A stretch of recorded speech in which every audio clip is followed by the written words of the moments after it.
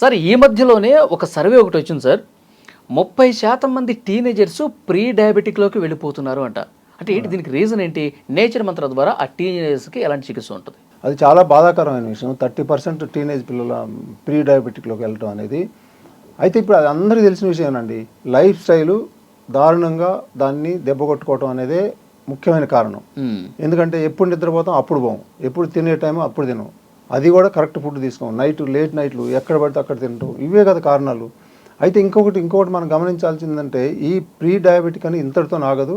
అది టైప్ 1 కింద వెళ్ళింది. ఎందుకంటే టీనేజర్స్కి వెళ్ళేది అది వచ్చిందంటే షుగర్ టైప్ 1కి వెళ్ళే అవకాశం చాలా వరకు ఉంటుంది అది. అందుకని ఇప్పుడు తల్లిదండ్రులు అదంతా జాగ్రత్తలు తీసుకోకపోతే మాత్రం అది పిల్లల మీద పడుతుంది.